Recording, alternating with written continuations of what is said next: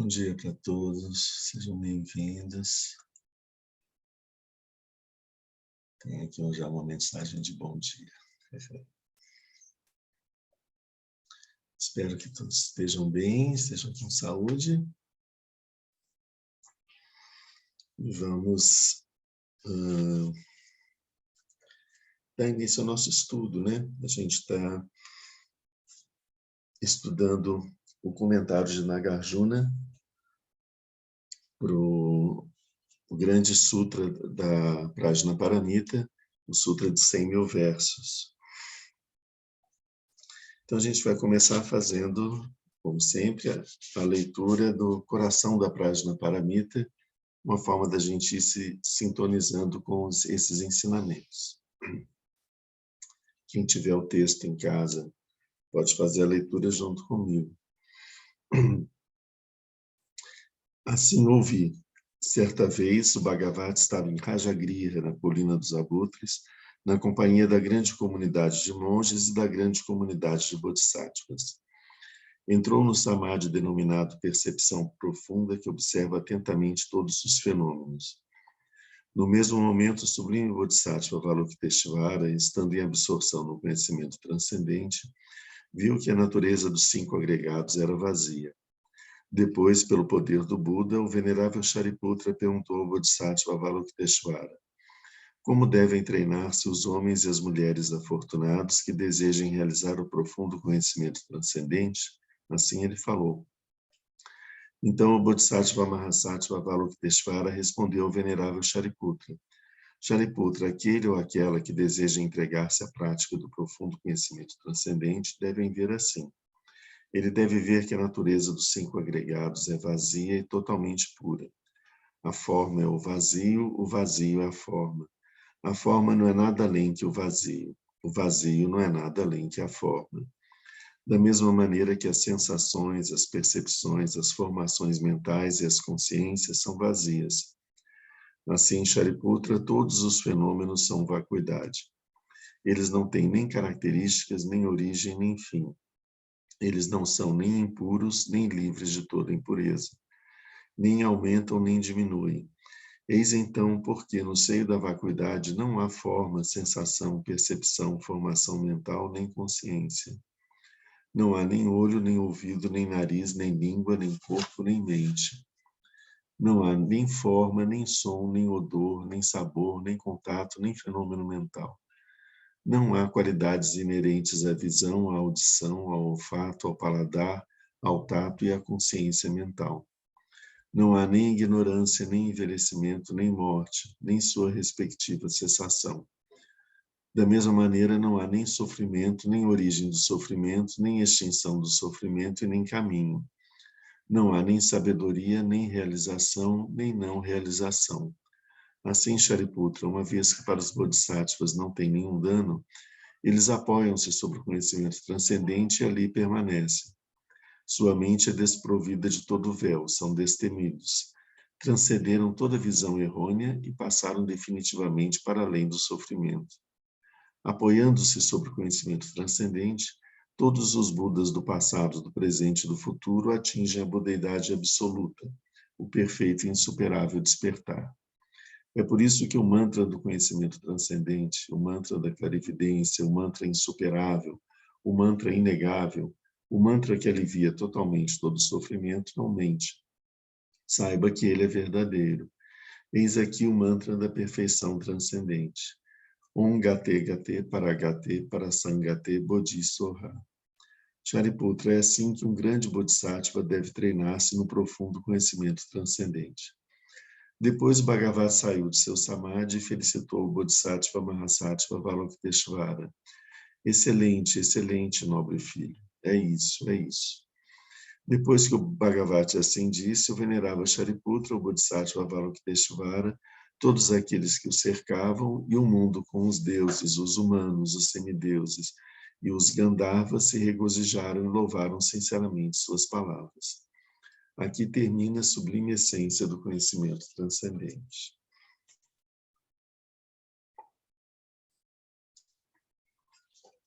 Bom, então, a gente está estudando, especialmente nesse momento,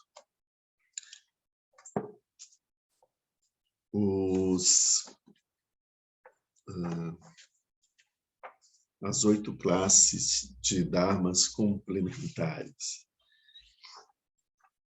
Depois de falar sobre as 6 paramitas e os 37 auxiliares da liberação, ou seja, 37 aspectos da mente, fenômenos mentais que nos ajudam no caminho para alcançar a liberação,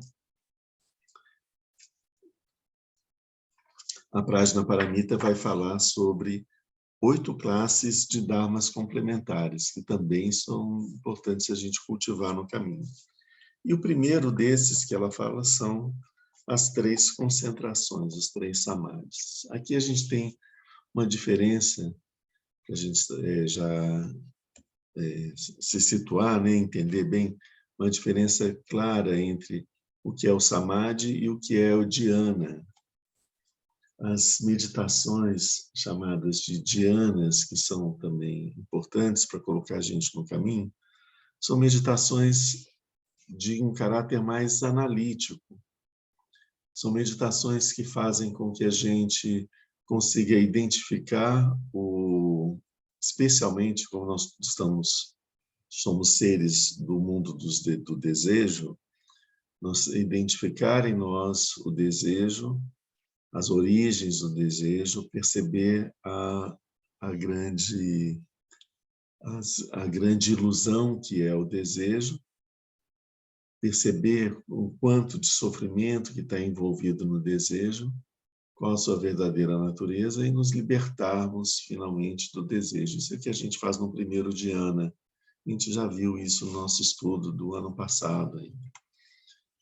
É o que faz a gente E assim, a gente se libertando do desejo, nós deixamos o mundo regido pelo desejo e passamos para os mundos da forma, que são dos deuses da forma. Nesses 4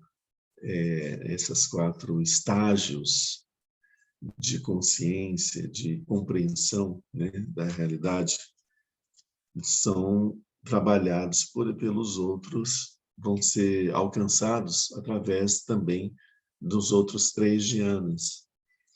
Então, quando nós deixamos o modo de funcionamento da mente que faz análise e julgamento, que é o Vitarka e o Vihara, a gente deixa isso, nós passamos para o segundo dhyana, onde ainda existe a alegria. Então, no momento que a gente percebe como que a alegria ela perturba o funcionamento da mente, nós ultrapassamos também o estado da alegria, entramos num estado onde existe apenas a felicidade. Depois nós vemos que essa felicidade, isso que a gente chama de felicidade, tem em si uma grande quantidade de sofrimento. Então nós abandonamos essa felicidade ainda muito conceitual, muito dualista, até um estado de que transcende a felicidade. Então esse é o caminho dos dhyanas. A gente vai dar uma repassada nisso quando nós voltarmos ao nosso estudo no final de novembro. E o que é, então, os samadhis? Os samadhis são uma outra maneira de fazer meditação. No estado de samadhi, a atenção está muito voltada para a pacificação da nossa própria mente. Vocês veem que quando a gente está fazendo uma meditação analítica, como a gente está vendo, analisando o efeito do desejo em nós e o quanto que nos perturba e o quanto que o desejo não nos traz nenhum prazer, né? Porque o desejo ele mata completamente o prazer. Se no momento de você experimentar o prazer, aquilo que você já tem, você já começa a desejar algo que você não tem. Então, sempre se deseja algo que a gente não tem, algo que não é experimentável. Quando você já possui aquilo, você já não deseja mais, porque você já possui. Aí você passa a desejar uma outra coisa. Então, o desejo nunca nos permite usufruir do próprio prazer ou do desprazer, aquilo que está acontecendo no momento. Ele está sempre colocando a gente numa busca de algo que nunca é alcançado. Então, voltando sobre a questão do desejo. Então, todo esse trabalho é um trabalho exige um funcionamento da mente, não só uma atenção da mente, mas um aspecto de análise e de julgamento. Por isso é que eu estava falando que são esses dois aspectos de análise e de julgamento, são aspectos da mente conceitual que são importantes e são fundamentais nesse primeiro dhyana, nessa primeira técnica de meditação. No samadhi, isso não acontece, eu não estou julgando nada. O que eu busco no samadhi é justamente não me identificar com os processos mentais, observar, tomar consciência dos processos mentais, não me identificar com esses processos e nem me identificar com a consciência que eu tenho deles. Porque a consciência que eu tenho dos processos, ela também é um processo mental. Então, eu simplesmente contemplo, observo o que se descortina ao longo da minha mente, buscando justamente ultrapassar essa agitação da mente que vem nessa sequência, nessa cachoeira de pensamentos que vem em sequência uns atrás dos outros, né? Sem tentar estabelecer conexões lógicas entre um pensamento e outro. Como os pensamentos se sucedem numa velocidade muito rápida, algumas vezes, eles vão seguindo uma sequência e nós vamos tendo a ilusão de que eles seguem um raciocínio lógico, mas muitas vezes eles são simplesmente superpostos.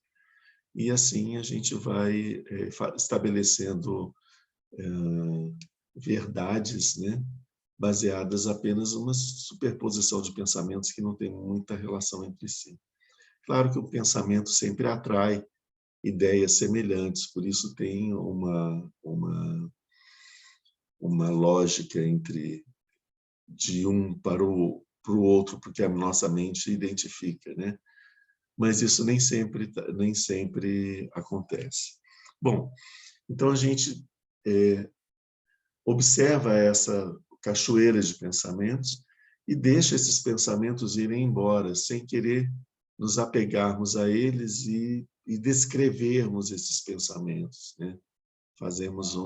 Muitas vezes um pensamento ele é tão interessante, ele traz uma ideia nova, ou algo que pode ser uma solução para um problema que a gente está tendo, então a gente fica preocupado, não posso esquecer esse pensamento, tenho que guardar esse pensamento, deixa eu olhar para esse pensamento, e aí a gente presta atenção no pensamento e começa a escrever um tratado sobre aquele pensamento, para a gente poder guardar na nossa memória e resgatar depois, né?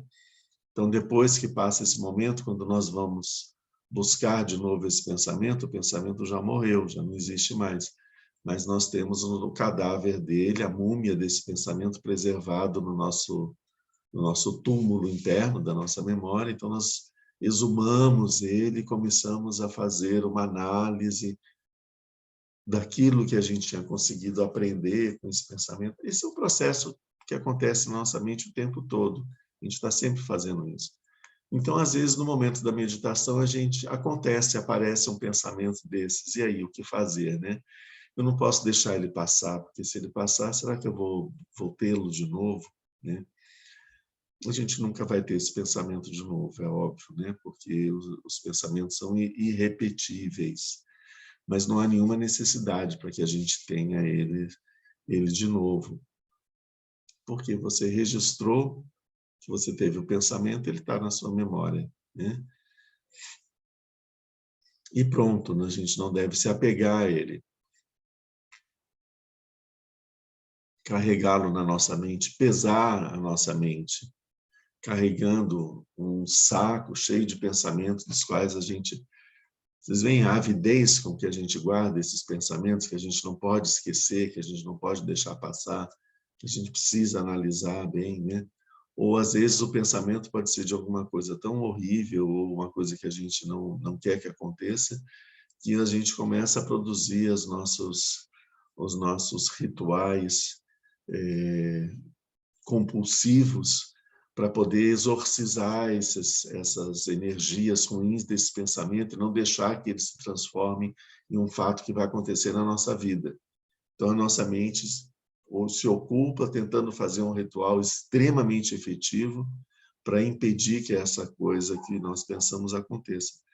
Como esse pensamento ele não tem nenhum compromisso com a realidade, ele é simplesmente um pensamento que apareceu, pode ser que esse pensamento vem, vai embora, e o fato, aquilo que o pensamento poderia sugerir, não tem nenhuma obrigação de acontecer só porque a gente pensou naquele momento, né? Então, aquilo não vai acontecer, mas nós vamos achar que foi por causa das magias que nós criamos com a nossa mente, que nós conseguimos afastar que aquela coisa horrível aparecesse no nosso caminho. Outras vezes, a gente, mesmo que as coisas não tenham acontecido, a gente fica tão ligado, tão fascinado pelo pensamento, que nós mantemos esses nossos rituais, esse nosso desespero o tempo todo e passamos a nos cercar de todas as medidas que a gente puder ter para poder realmente impedir que aquilo venha acontecer. Isso, então, a gente entra nesse desespero mental, né? de impedir que uma coisa muito ruim aconteça, ou de querer que uma determinada coisa muito desejada possa acontecer. Encontrei finalmente o caminho para alcançar aquilo que eu desejo, né?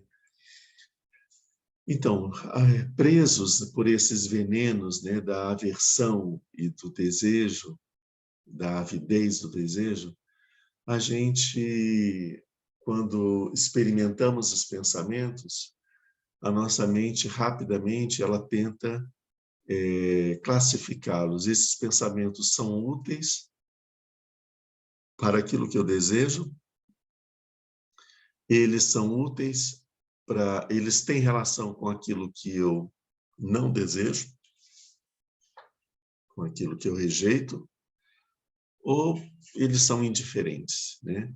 E assim, a nossa mente, assim que surge um pensamento, ela precisa, com uma agilidade muito grande, identificar em que caixinha ela vai colocar isso. Porque dependendo da caixinha, ela vai saber se ela vai ficar apavorada, se ela vai ficar feliz ou se ela vai ficar entediada, né? Que são as 3 reações que ela vai ter em relação à natureza desses pensamentos. Ela precisa decidir isso rápido, né? Porque se o pensamento for uma coisa muito boa, ela não pode deixar perder. Se ele for uma coisa muito ruim, ela não pode deixar acontecer. Então, por isso ela tem essa pressão. Então, quando a gente está fazendo, voltando para o nosso samadhi, quando a gente está disposto a fazer uma meditação do tipo do samadhi, nós vamos ver esses pensamentos passando por nós e nós não vamos colocar eles em nenhum rótulo desses. A gente vai simplesmente dizer, um pensamento apareceu na minha mente. Esse pensamento é assim, assim, assim, ok, né? Daí a pouco aparece um outro pensamento, né? Aí vem uma emoção, né? Aí essa emoção se intensifica. Nossa, essa emoção está ficando forte, né? Então, a gente apenas toma consciência, mas não nos empenhamos em reagir a esses processos mentais. Quando nós reagimos aos processos mentais, o que aconteceu? Nós fomos fisgados pelo anzol do pensamento, né? Então, quando a gente é fisgado pelo pensamento, a nossa mente, na verdade, não é o pensamento que fisga a gente, ele está ali. Nós é que fisgamos ele com o nosso anzol. Então, quando a gente fisga o pensamento com o nosso anzol, a gente prende ele e começa um processo mental, que é um processo descritivo, analítico, e que faz uma exegese desse pensamento, que vai descrevê-lo, porque o pensamento, como qualquer fenômeno externo ou interno, ele é tão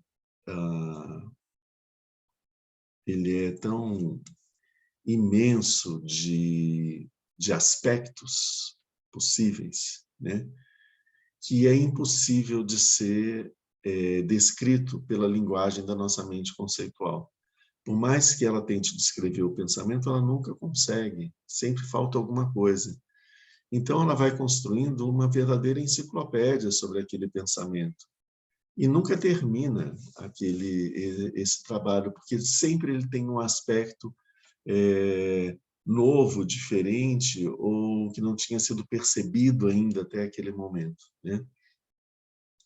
O que a gente não percebe nesse processo é que, enquanto a gente fica com a imagem desse pensamento, fazendo esse processo de descrição do mesmo, o pensamento já foi-se embora, né? E apareceram outros, e esses outros a gente não teve consciência, não tivemos, nem percebemos completamente, né? Nós vamos ter momentos de felicidade, e esses momentos de felicidade vão passar, a gente não vai percebê-los. A gente vai ter momentos de muita alegria, nós vamos ter momentos em que a gente vai surgir uma grande energia dentro de nós, momentos em que a gente vai estar com a mente estável. Nada disso a gente vai perceber porque a gente está fascinado em tentar fazer um tratado sobre aquele pensamento, que já não existe mais, né? Então, esse processo a gente precisa, quando a gente vai entrar num samadhi, a gente não vai embarcar nessa canoa furada, né? Então, o pensamento vai surgir, nós vamos deixar ele passar, ele dura um tempo muito rápido, ele é fugaz, ele dura instantes, né? Um tempo, momento, é um tempo tão pequeno que nós não conseguimos nem identificá-lo de tão rápido que ele passa. O que acontece, a impressão de duração do pensamento que a gente tem, é justamente o processo da mente conceitual de análise desse pensamento. É isso que é aquilo que dá essa sensação de continuidade. Algumas vezes também o pensamento ele surge, ele desaparece e ele ressurge de novo. E ele vai vindo em flashes, né? Só que cada flash é um pouco diferente, né? Ele vai surgindo, vai desaparecendo e a gente vai tendo a impressão que a gente teve um pensamento contínuo, né? Esse tempo dele é tão curto, que é o que o Buda chama de são momentos, é uma fração de décimos de segundo, então ele é tão curto que ele não é percebido por nós. E quando o pensamento surge de novo, ele está um pouco mais deslocado, então nós ligamos uma imagem na outra e fazemos uma impressão de um movimento. Bom, o que eu quero dizer com isso é que a gente não entra nesse processo de reação da mente aos pensamentos, nós não nos afetamos por ele, deixamos ele seguir em seu curso e ir embora. Simplesmente contemplamos, como quem assiste um filme, né? Sem querer interferir no que está acontecendo, né? Nós contemplamos a nossa mente. Aos poucos, esses processos mentais da mente conceitual, eles vão cedendo, vão diminuindo, ela vai se acalmando. Então, nós vamos apenas observando os pensamentos aparecerem como uma noite estrelada, em que as estrelas estão piscando no céu, né? São os pensamentos aparecendo, piscando na nossa mente. A gente está num estado de profunda calma mental, observando esses pensamentos. Nesse estado dessa calma mental é que nós vamos inserir, então, uma atividade mental, que é a prajna. Essa atividade mental que vai ser inserida nesse momento, quando a mente já está calma, é uma atividade mental que vai estar indagando qual é a natureza desse fenômeno que eu estou observando, né? Então, tentar observar o que é esse fenômeno que eu estou observando. Depois desse processo de pacificação da mente, toda essa atividade da mente de atribuir características para as coisas, né? Desde uma forma grosseira, como isso é bom, isso é ruim para mim, isso é desejável, isso é indesejável, passar dessa forma mais grosseira, né? A gente ainda tem outras características de belo, de feio e tal, né? Ainda dentro disso que eu estou chamando de mais grosseiro, tem aquelas outras características que a gente acha mesmo que é da substância, né? Então, eu estou vendo do fenômeno, estou vendo aqui aquela velha árvore que eu vejo toda vez que a gente vem conversar aqui. Ela não é velha, né? Olha só, a velha árvore já é uma projeção da minha mente conceitual, em classificar essa árvore como jovem ou velha, né? Então, está aqui. Essa árvore que de vez em quando aparece, então vamos pegar uma outra plantinha aqui, aquela plantinha que eu estou vendo ali, vocês não estão vendo. Mas assim, eu vejo essa árvore e eu penso, é uma árvore, ela é feita de madeira, a madeira é dura, essa árvore ela é nova, ela é velha, ela tem passarinhos nela ou não tem, ela vai dar frutos, está sem flor, agora está verde. Então, são coisas que a gente acha que fazem sentido a gente atribuir essas características para esse fenômeno. Mas, então, essas características, que é a coisa mais sutil, esse processo mais sutil da mente, através dessa página, da análise dessas características, nós vamos vendo que essas características são projeções da nossa mente sobre a árvore, em função das memórias que a gente tem, das ideias errôneas que a gente tem, que classifica as coisas, né? E com isso nós o impedimos de ver o fenômeno em si, porque a gente está vendo a classe dele, né? Eu deixo de ver esse fenômeno porque eu olho para ele e eu chamo ele de árvore. Mas árvore é uma representação mental, é uma palavra, né? Ela não é o fenômeno em si. É uma palavra onde eu peguei essa imagem que eu vejo e classifiquei na gaveta dessa palavra. Então, quando nós vamos despindo dessas palavras que têm as características, nós vamos começar a ver, observar esse fenômeno e observar o quanto que ele é único e irrepetível. Então, tudo isso que eu chamo de árvores, aqui na minha frente tem várias, né? Eu vou perceber que não são árvores. São fenômenos completamente diferentes e únicos, né? Ser igual e ser diferente também são processos de classificação mental. Eu diria assim, são fenômenos únicos e irrepetíveis, que não têm necessariamente, ou não têm absolutamente nenhuma relação com o outro que está do lado, nem de semelhança, nem de dessemelhança.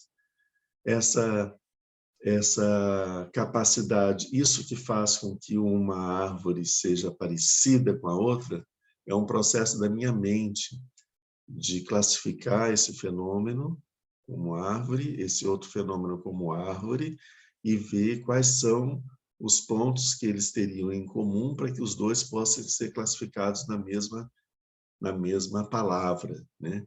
Então, isso é um processo mental. Os fenômenos não têm obrigação de ter nenhuma semelhança, nem de ter nenhuma diferença.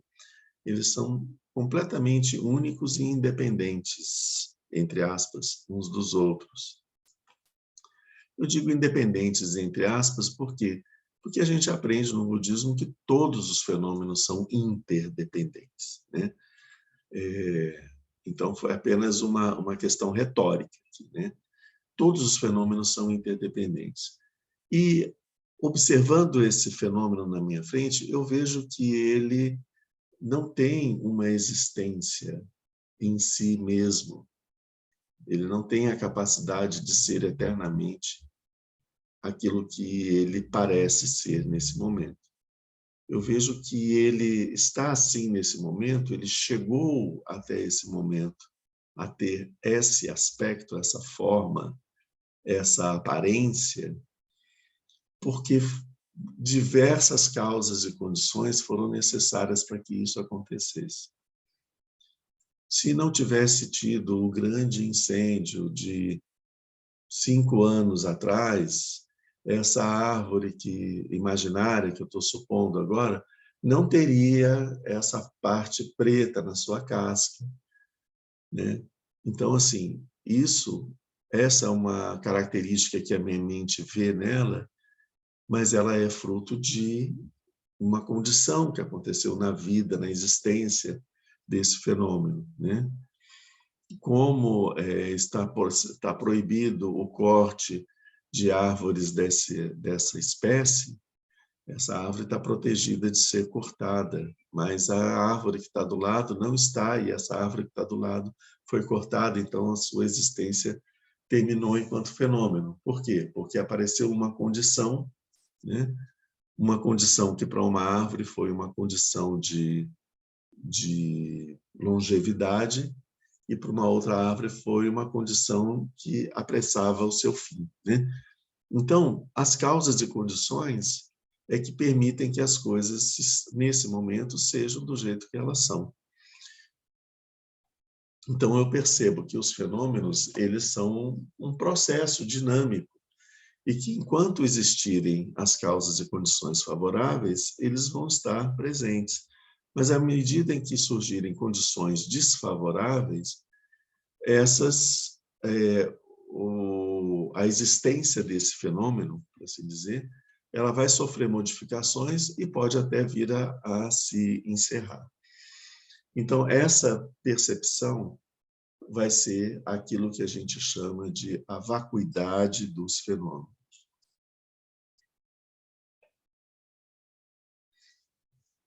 O primeiro ciclo de ensinamentos do Buda, ele ensinou muito sobre a vacuidade do eu. Quando ele propõe que a gente analise aquilo que a gente chama de eu, e a gente vai vendo que o nosso eu, ele é um conjunto. Enquanto nós temos o nosso corpo, as nossas sensações, as nossas percepções, o funcionamento da nossa mente, as nossas formações, nossas vontades, desejos, as formações mentais, os processos mentais e a consciência que a gente tem disso, nós temos uma ilusão de que existe um eu. No momento que uma dessas coisas desaparece, a ideia do eu, ela não tem mais como se manter, né? Se nós temos através do processo da morte, com a morte, nós desaparece do corpo que está ali, desaparece a consciência, nós temos só o corpo, só aquela forma que não sente, não tem mais sensação, não pode produzir percepções, nem consciências, nem funcionamento mental, é só a forma. Aquela forma não é o eu, né? A gente não pode chamar de eu, não podemos dar o nome da pessoa para aquele cadáver que está ali, né? Da mesma forma, uma consciência desprovida de forma, ela também não tem aquela identidade de eu, porque o eu, ele tem um sexo, ele tem uma idade, ele tem uma característica de corpo, de ser magro, de ser gordo, de ser alto, de ser baixo, de ser uma série de características associadas à forma, e de repente, quando ele não tem mais aquela forma, todas essas características do eu desaparecem, então ele já não é mais aquele eu, ele passa a ser uma outra coisa, né? Enfim, o processo, o ensinamento do Buda dentro do primeiro veículo, do Hinayana, foi de que nós analisássemos o que é o eu, e nós iríamos descobrir que aquilo que a gente chama de eu é uma grande mentira, uma grande fantasia, um processo, um, um elemento, um pensamento criado na nossa mente que ancora os nossos fenômenos mentais. A gente relaciona eles com esse ponto de vista, né, dentro da nossa mente. Mas, de acordo com o ensinamento do Buda, quando nós conseguimos ultrapassar isso e perceber que o eu não é aquilo que a gente pensa, nós vemos que a nossa mente ela é muito mais ampla, muito mais vasta e com uma potencialidade muito maior do que aquele pequeno eu que a gente ficava cultivando como se fosse um bebezinho, né? A imagem do eu que a gente tem é um bebezinho, um filho dos deuses, né? Um bebê recém-nascido que precisa ser cuidado o tempo todo, né? Então, ele é muito limitado, ele é muito pequeno, ele é muito frágil e ele tem uma demanda muito grande, né? Infinita essa demanda. A gente está sempre paparicando esse eu o tempo todo. A gente está sempre alimentando o eu, cuidando para que ele não sinta frio, cuidando para que ele não passe fome, ele tem que ser vestido, ele tem que ser perfumado, ele tem que ser penteado, ele tem que ser vestido, ele tem que se relacionar com as pessoas, ele tem que ter pessoas que gostem dele, ele tem que ser amado, ele tem que ser... Então, assim, a gente está o tempo inteiro brincando de boneca com o nosso eu, né? E um brincar de boneca que não termina nunca, né? E o tempo todo tentando defender esse eu das coisas, das ameaças que ele pode ter, né? Bom, então, observar, avaliar esse eu e observar a vacuidade desse eu, ou seja, a falta de existência intrínseca. Quando a gente fala de vacuidade, aqui a gente ainda está falando nisso. Falta de existência intrínseca. O que significa isso? Esse eu, ele não existe por si só, né? Ele não existe por si só e eternamente. Ele é fruto de causas e condições. Para que ele existisse hoje do jeito que ele é, foi necessário que os meus pais se encontrassem, que eu estivesse nessa época, nascido nessa época, nesse país, nessa cultura, né? Com um corpo com essas características. Se uma dessas coisas mudasse, por exemplo, se em vez de ter nascido no Brasil, eu tivesse nascido na Nova Zelândia, ou tivesse nascido em Zimbábue, o eu seria diferente. Não poderia ser o mesmo. Impossível. Porque todas as referências culturais seriam outras, né? Vamos supor, eu nasci no mesmo lugar, mas se eu tivesse nascido antes, né? Nasci aqui no Brasil. Se eu tivesse nascido 1000 anos atrás, minhas referências culturais seriam outras, meu ambiente seria outro, seria um outro eu, não seria este eu, né? Se eu tivesse tido outros pais, outros irmãos, eu seria um outro eu.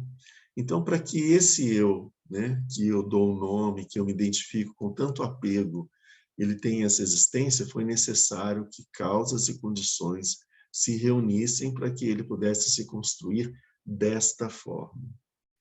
Se uma dessas condições não existisse, ele não teria se construído dessa forma. Seria de uma forma diferente, seria um outro eu. Nós seríamos um outro eu.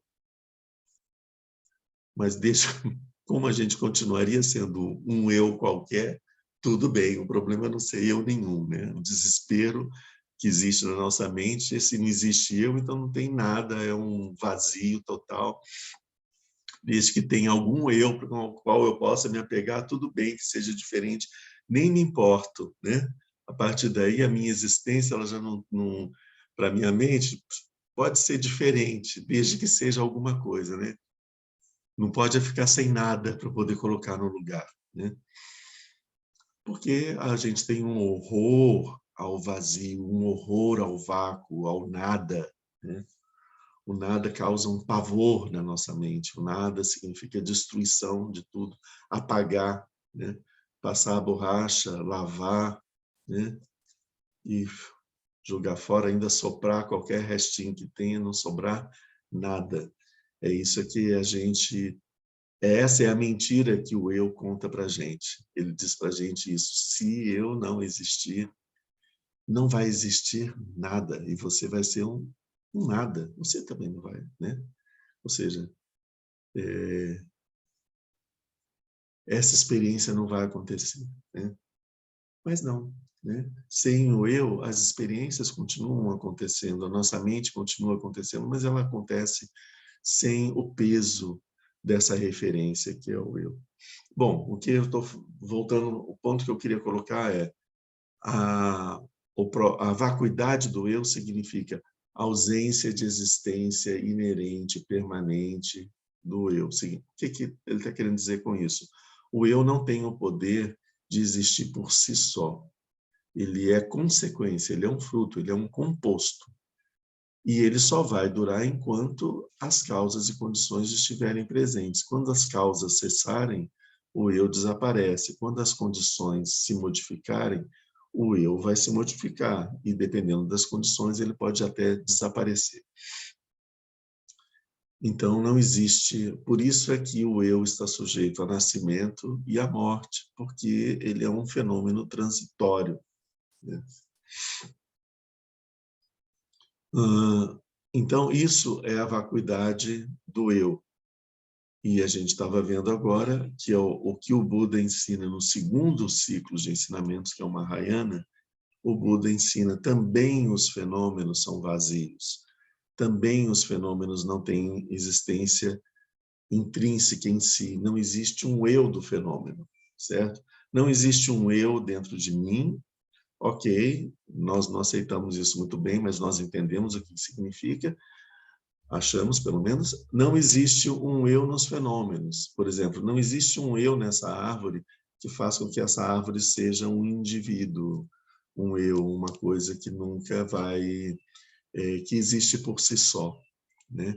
Essa árvore, ela é um fenômeno, ela é fruto de causas e de condições, ela é um processo, certo? Então, isso, a vacuidade dos fenômenos é o ensinamento do Buda no ciclo do Mahayana. Então, nesse estado de meditação, onde eu posso ver os fenômenos, olhar para mim mesmo e olhar para os fenômenos externos, exteriores, né? Sem classificar nada com a nossa mente conceitual, tentando nos encontrar, partir para um encontro com esse fenômeno, para eu perceber esse fenômeno como ele é. Esse fenômeno pode ser uma coisa ou pode ser uma pessoa. Tanto uma coisa quanto uma pessoa, observar a vacuidade da coisa, a vacuidade da pessoa. A vacuidade da pessoa é parecida com a vacuidade do eu, né? Não existe um eu que dá uma existência intrínseca a ela, eterna, né? Todos esses dharmas, esses fenômenos, são fenômenos impermanentes. O que é um fenômeno permanente? O que seria um fenômeno permanente? Então, tudo é impermanente? Não, a gente sabe que se algo é permanente, o espaço é permanente, né? Então, existe, o espaço é permanente. A mente de Buda é permanente, porque eles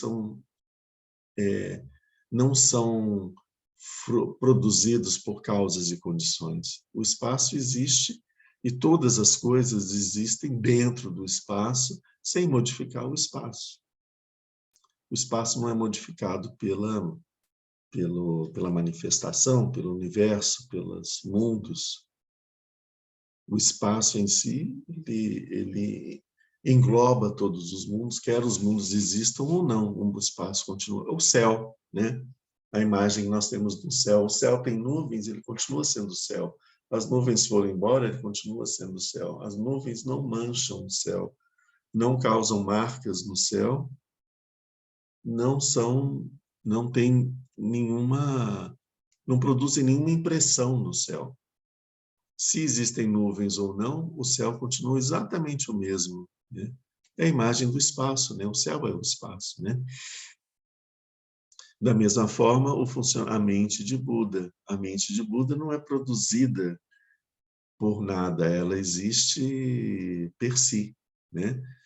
E essa é a natureza da nossa mente, né? Já a nossa mente condicionada, aquela que nós estamos habituados a funcionar, e o nosso ego, eles são frutos de causas e condições. A gente se apega a esses fenômenos mentais como se nosso ser fosse esses fenômenos mentais, né? E nós não percebemos que a realidade da nossa mente é a mente de Buda. Bom, então, nós, no profundo samadhi, vocês veem que é uma meditação que ela tem um processo de pacificação da mente conceitual, que ela produz muito ruído e muita confusão, muita turbulência na nossa visão. Nós quietamos, silenciamos essa mente conceitual sem fazer nenhum esforço. Se eu vou fazer um esforço, eu agito a mente conceitual. Então, se eu chego e falo, nossa, eu estou muito agitado, eu preciso me acalmar, eu tenho que me acalmar, deixa eu respirar para poder me acalmar, e tal, não sei o quê. Então, a minha meditação hoje está assim, tá não sei o quê. Já, eu estou totalmente na mente conceitual. Eu sou parte do liquidificador, só isso, né? Então, eu estou muito agitado? Estou. Minha mente está agitada? Tá. Dá para ser diferente? Agora não, né? Ela está agitada, ela é agitada. A natureza dela é essa, né? Esse é o fenômeno que está, né? Eu quero que a minha mente se acalme. E daí que você quer que a sua mente se acalme? A sua mente ela vai se acalmar quando ela se acalmar. Não porque você quer ou porque você não quer. Então, assim, mas é ruim a mente estar agitada. E daí que é ruim a mente estar agitada? É ruim porque você acha isso de ruim, né? Isso é uma classificação da sua mente, né? A minha mente, ela está assim, ok? Essa é a realidade dela. Mudou, ela está diferente agora. Ela está de um outro jeito. Agora, ela está mais calma. Agora, ela está mais alegre. Agora, ela está tensa. Agora, ela está com sono. Agora, ela está com muito sono. Agora ela está numa excitação muito grande. Eu não vou reagir às formas de funcionamento da minha mente. Eu vou simplesmente observar, tomar consciência e deixar que o processo aconteça, porque se eu tento interferir no processo, eu saio do estado de estabilidade que eu estou buscando alcançar e entro dentro do liquidificador para poder atuar e brigar com os pensamentos, brigar com a mente, falar mal de mim mesmo e ficar reclamando e julgando e analisando coisas. Eu entrei dentro do processo habitual de funcionamento da mente. Isso não é meditação, né? Quando eu percebo que a minha mente está agitada, está assim, assim, assim, a única coisa que eu não devo desenvolver em mim um sentimento em relação a isso, um julgamento em relação. Por isso é que não se julga a meditação. Por isso é que a gente não deve dizer, eu tive uma meditação boa, a minha meditação foi ruim, a minha meditação... eu sentei para meditar 10 minutos. Quando depois de 5 minutos eu vi que a minha mente está agitada, eu falei, não está dando certo essa meditação, é melhor eu parar. Pior coisa que a gente pode fazer quando a gente está querendo fazer meditação. Eu vou parar a meditação porque ela não está boa. Ou então, nossa, que meditação tranquila, que meditação fantástica que eu fiz agora, vou continuar ela mais um pouco porque está muito boa. Também não. A propósito foi de fazer 10 minutos de meditação deu os 10 minutos de meditação, encerrou a meditação. Querer se apegar à meditação para que estendê-la mais, não vai não vai ser uma coisa, não vai ser melhor para você fazer isso, certo? Eu vou ficar em estado de meditação porque a minha meditação está do jeito que eu quero, né? Então, quando a meditação não está do jeito que eu quero, eu vou terminar ela mais cedo, eu vou encerrar ela aqui porque não deu certo, vou partir para o meu trabalho chateado, eu fui meditar, não consegui meditar. Sim, não conseguiu meditar porque julgou a meditação o tempo inteiro. O processo de meditação é um processo de contemplação, observar o que é a agitação da mente, os processos da mente. Quando a mente está agitada, é importante a gente observar isso. Quando a gente estiver no dia a dia, é importante a gente ver quando a nossa mente está agitada, quando a gente está correndo o risco de ser tomado pelas emoções e ser perturbado pelas emoções e começar a fazer coisas que não devia. A gente tem que perceber isso. E a gente só vai perceber isso quando a gente estiver meditando e começar a perceber esse processo na nossa mente. Então, se eu vejo a minha mente agitada, é importante eu saber disso. Não adianta eu querer dizer, eu gostaria que fosse diferente. E daí que você gostaria que fosse diferente? Não é. O budismo não é para a gente viver uma coisa que não existe, transformar o mundo numa fantasia que não existe. O caminho do budismo é o caminho da realidade crua e nua. As coisas são assim, elas são assim.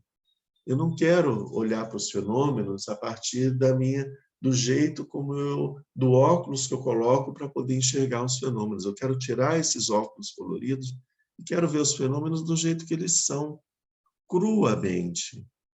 Eles podem não ser bonitos. E daí, né? Eles não têm a obrigação de me agradar, né?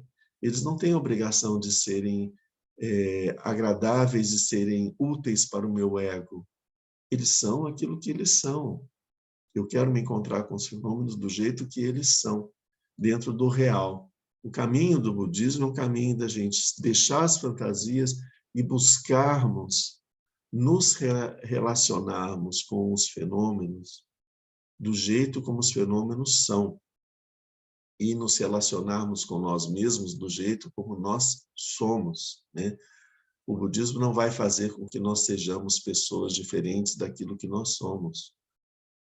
Seguir o caminho do budismo vai fazer com que nós permitamos ser do jeito que nós realmente somos, né?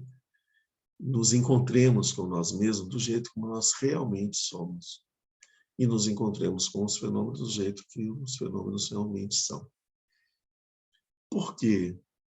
Não existe nada de errado no fato de nós sermos quem somos e dos fenômenos serem quem eles são, ou o que eles são. Por quê? Porque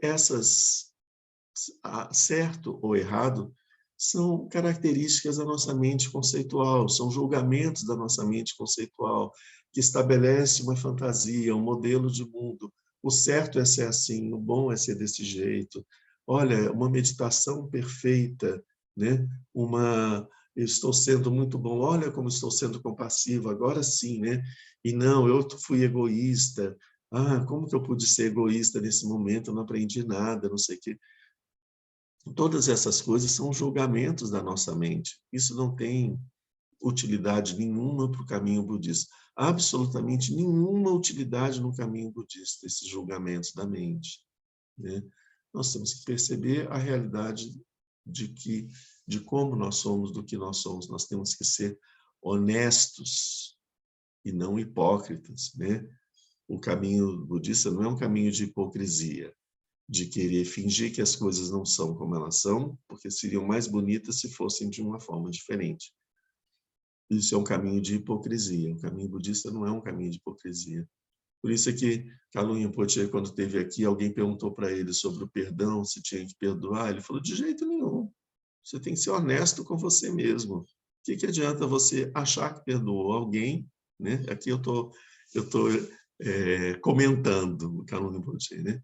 Mas assim, achar que perdoei alguém porque é bonito e está sentindo mal por dentro, nós não podemos ser hipócritas.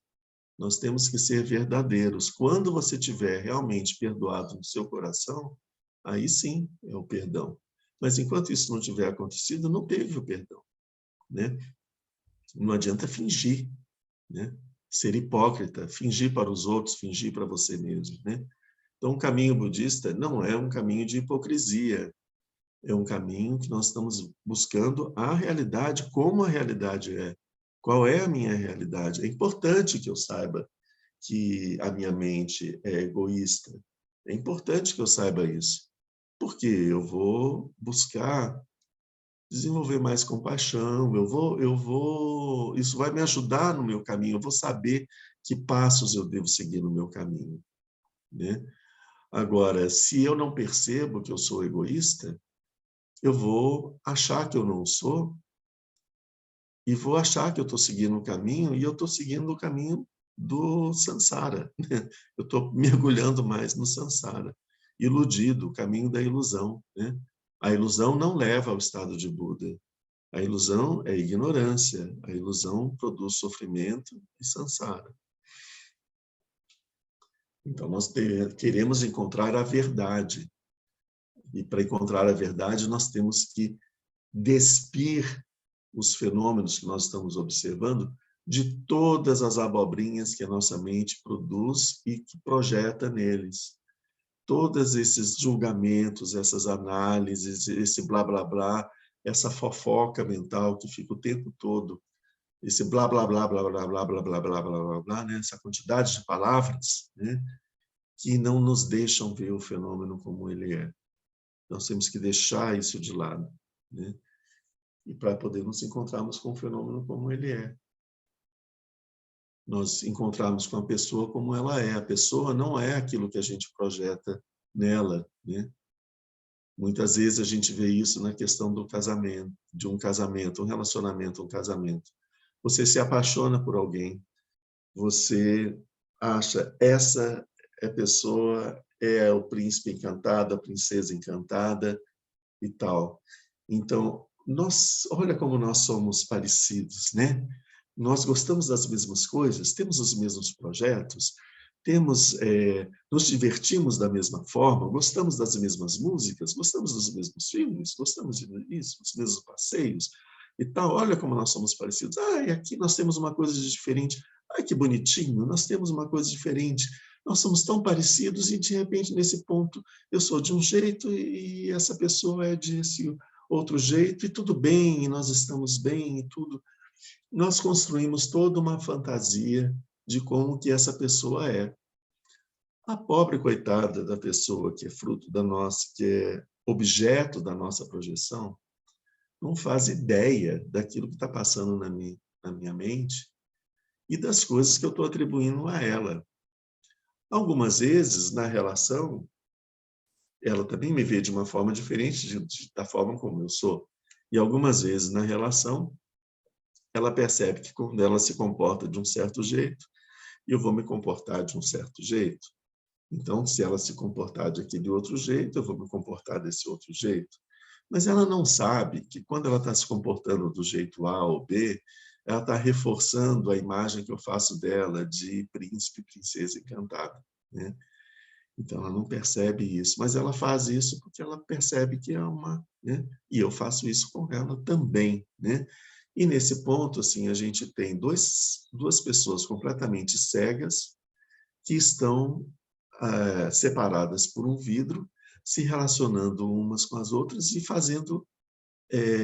se relacionando uma com a outra e fazendo fantasias de quem é aquela pessoa com quem elas estão se relacionando. Ou seja, nós nos relacionamos com as imagens que a gente faz na nossa cabeça. E o pobre coitado do outro que está na nossa frente, que é objeto da nossa relação, né? Esse outro, ele simplesmente recebe. E no momento em que esse outro se comporta do jeito que ele é, em sintonia com o jeito como ele é, de uma forma não hipócrita, de uma forma verdadeira, eu me choco e penso, você mudou, né? Você não era assim quando nós nos casamos, há 10 anos atrás, você não era assim. Não, ele nunca foi do jeito que eu pensei que fosse, né? Sempre foi assim, né? O que acontece é que quando eu vou me relacionar com este outro, eu me relaciono com uma imagem que eu faço desse outro. Então, nós nunca enxergamos o outro como ele é. A gente enxerga o outro sempre de acordo com as projeções que a gente faz dele. Então, a vacuidade do outro significa, no momento mais, a vacuidade de uma forma mais grosseira. O outro não tem nada a ver com aquilo que você pensa que ele seja. Isso é a vacuidade mais grosseira. Afastar todas as projeções que a gente faz sobre as pessoas. As pessoas não são aquilo que nós pensamos que elas sejam, né? As pessoas são como elas são. E como é que as pessoas são? Em que momento eu estive realmente disposto a parar, silenciar minha mente, olhar para aquele fenômeno pessoa, né, que é o outro, para tentar entender o que é aquele universo, né? E como que é quase impossível a gente conseguir enxergar o outro como o outro realmente é. Não é completamente impossível.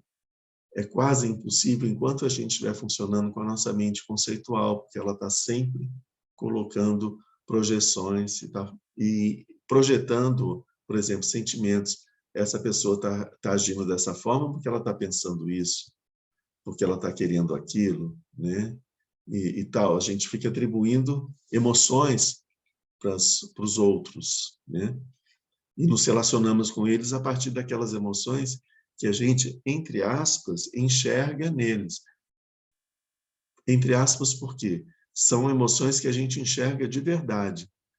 Só que o entre aspas é porque o que a gente enxerga, essas emoções que a gente enxerga não estão no outro, elas estão dentro da nossa própria mente, né? Então, nós reagimos com as pessoas em função das coisas que existem na nossa mente, que a gente enxerga na nossa mente, e que a gente, levianamente, acha que o outro que faz parte da experiência do outro, mas só faz parte da nossa experiência. Assim, nós fazemos todos os nossos julgamentos, nós julgamos as pessoas em função dos monstros que existem na nossa mente. Os monstros que nós vemos nos outros não existem nos outros. Os monstros que nós vemos nos outros existem apenas dentro da nossa mente. Quer dizer que os outros são bonzinhos? Não tem monstros? Não, os outros têm monstros. Só que os monstros deles a gente não consegue enxergar, né? Os monstros deles a gente não consegue perceber, porque a gente não consegue enxergar o outro. A gente está tão toldado pela agitação da nossa mente, para que a gente possa enxergar o outro, é preciso que a gente entre num samadhi, num processo de pacificação da mente completo, até que nossa mente seja como um lago de águas paradas, que reflete a lua com toda a sua beleza, sem deformidade, né? Quando a nossa mente se transforma nesse espelho, aí a gente vai inserir uma atividade mental que é a prajna, que é aquela vontade interna de o que é esse outro que está na minha frente? Deixa eu enxergar para o outro. Então, nesse momento, a gente consegue fazer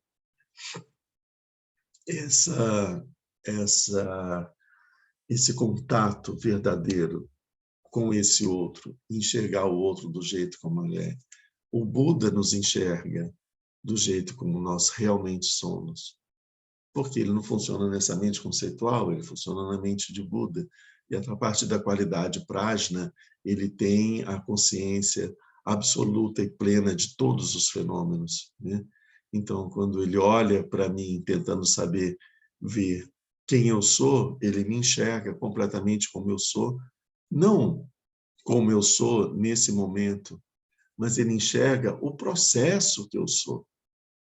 Porque nesse momento ele está vendo a minha existência organizada em torno de um eu, mas o Buda vê o processo que trouxe essa mente até aqui, através de inúmeras existências, inúmeros eus, em sequência, sem uma relação causal entre um e outro, mas com uma relação com um fio condutor, né? Que é o fio condutor desse processo, esse processo que me trouxe até aqui. Ele consegue ver todas as minhas existências passadas. E ele consegue ver, a partir daqui, dos movimentos que existem na minha mente, das formações kármicas que existem na minha mente, ele consegue ver as possibilidades futuras da minha existência. Então, ele conhece o meu passado, conhece o meu futuro, por Prajna, porque ele tem a mente dele, é a pura mente de Buda, que ela é estável, não está toldada por pensamentos conceituais. Bom, esse ponto, isso é a porta do Samadhi. A porta do Samadhi que nos conduz ao Nirvana é essa porta que faz com que nós abandonemos essas projeções mentais. Elas são grosseiras e mesmo as mais sutis, até as últimas projeções mentais mais sutis, e nós nos relacionamos com os fenômenos do jeito como eles são. Nós vamos perceber também que classificar os fenômenos como fenômenos internos e fenômenos externos, fenômenos que acontecem dentro da minha mente, fenômenos que acontecem fora da minha mente, também é uma classificação da mente conceitual, mental, e que, na realidade, não existe essa barreira que separa o lado de dentro do lado de fora, porque não existe um lado de dentro e um lado de fora, né? Existe uma coisa só. Não existe diferença entre o que está fora e o que está dentro, porque fora e dentro é uma visão dualista relacionada com a nossa mente conceitual. Quando nós transcendemos a forma de visão, de funcionamento da mente conceitual, nós temos a experiência do conhecimento transcendente, o conhecimento que está além desse blá, blá, blá conceitual, e percebe todos os fenômenos como eles são. Então, nós vamos perceber que todos os fenômenos existem dentro da mente, e que a mente é a mente iluminada, a mente de Buda. Tanto os fenômenos internos, que a gente chama de internos, quanto externos, indiferentemente, igualmente, eles são tão dentro da mente como tanto um quanto o outro, né? Igualmente dentro da mente. Bom, então, a primeira porta do despertar, que é chamada Shunyata Samadhi. O Samadhi é a concentração, mas então, no decorrer do texto, aqui eu estou falando livremente sobre essa parte do comentário do Nagarjuna, para ficar mais fácil. No decorrer desse texto, existe uma pergunta, mas isso é o Samadhi, por que ele é uma porta? Ele não é o Nirvana, ele é uma atividade mental. Aí o Nagarjuna fala assim, muitas vezes a gente chama de o acesso a uma coisa da coisa. Por exemplo, você vai para entrar num parque de diversões. A porta do parque de diversões, você chama o parque de diversões. Você chega, está a porta ali, você não entrou ainda dentro do parque de diversões. Você chega diante da porta e você diz, estou no parque de diversões. Eu vou atravessar, só falta atravessar essa porta. Se atravessa a porta, você está ali dentro. Então, a porta do Nirvana, muitas vezes, é chamada de Nirvana. Então, essa porta do Nirvana são essas três concentrações. A primeira, que a gente está vendo, o Shunyata Samadhi, essas três Samadhis. O Shunyata Samadhi significa esse processo de meditação, esse estabelecer a mente nesse estado que ela permite perceber a vacuidade. Percebendo a vacuidade, eu consigo me encontrar com os fenômenos tais quais eles sejam. Isso é nirvana. Quando eu estou fazendo esse processo, estou nesse samadhi de pacificação profunda da mente e olhando para os fenômenos tais quais eles sejam, eu ainda não consigo vê-los da forma como eles são.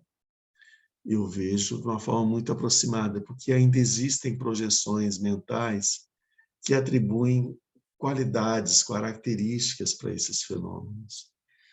Então, é como se eu chego num nirvana, um pré-nirvana, um quase-nirvana. E como ele é um quase-nirvana, às vezes a gente chama ele de nirvana, mas sabendo que ele ainda não é. O nirvana é quando eu finalmente encontro com os fenômenos exatamente do jeito como eles são, ponto. Né? Isso é a experiência do nirvana. Quando eu vejo os fenômenos como eles são, ponto, significa não há nenhuma ilusão. Nenhuma ilusão. Não há nenhuma ilusão significa não existe nada que possa ser chamado de ignorância. A escuridão da ignorância foi completamente dissipada pela luz da clara luz da mente. Como não existe ignorância, não existe sofrimento. A causa do sofrimento é a ignorância, não é? Então, não existe ignorância, não existe sofrimento. O sofrimento se extingue. A extinção do sofrimento nos leva para o estado de extinção. Extinção de quê? Extinção do sofrimento. As 4 nobres verdades que o Buda ensinou foram: primeira nobre verdade, existe o sofrimento. A segunda, a causa do sofrimento é a ignorância. O sofrimento existe por causa da ignorância, dependendo da ignorância. Terceira nobre verdade, a ignorância, ela pode se extinguir e desaparecer. E a quarta nobre verdade, a causa da extinção da ignorância é o caminho óctuplo. Seguindo o caminho óctuplo, nós extinguimos a ignorância. Então, o que a gente chama de samsara e o que a gente chama de nirvana. Existe o sofrimento samsara, a causa do sofrimento é a ignorância. O samsara pode se extinguir, nirvana, a causa da extinção do samsara e de se chegar ao nirvana é o caminho óctuplo. Então, samsara e nirvana, a ignorância e o samsara, está ligado ao samsara, a verdade, a extinção da ignorância, a extinção do sofrimento está associado ao nirvana. Então, nirvana significa extinção. Isso foi mal interpretado nos primeiros ocidentais que se depararam com o budismo, achando que o budismo era uma religião nihilista, que pregava o vazio, o nada, a extinção, o fim de tudo. Nunca que isso foi, não existe nenhum ponto do budismo algo semelhante a isso. Isso é uma doutrina condenada pelo Buda, de início. Antes de colocar até a doutrina dele, ele já condena o nihilismo. Ele fala, tanto o hedonismo como o nihilismo tanto o eternalismo quanto o nihilismo são polos. O caminho do budismo é um caminho do meio, ele não tem nenhum compromisso com nenhum desses 2 polos, não tem relação com isso. Então, o que a gente chama de nirvana é extinção do sofrimento. Então, por isso, ele é um estado de felicidade pura, porque não existe sombra de sofrimento, né? Ele é extinção da ignorância, por isso é que ele é verdade, é encontrar com os fenômenos do jeito como eles são. Então, nós estamos falando da nossa existência habitual dentro do samsara, toldados pela ignorância e essa agitação que a ignorância produz na nossa mente, e um estado, a partir do samadhi, nós chegamos ao estado onde nós vemos a realidade como ela é, a ignorância se dissipa, o sofrimento se extingue e encontramos uma plena felicidade, um estado de felicidade sem limites, porque o limite seria um sofrimento, não existe limites. Né?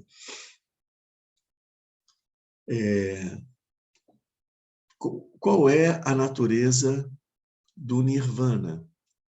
Pelo que a gente está vendo, ver as coisas do jeito como elas são significa perceber a vacuidade dos fenômenos, a vacuidade de nós mesmos e a vacuidade dos fenômenos.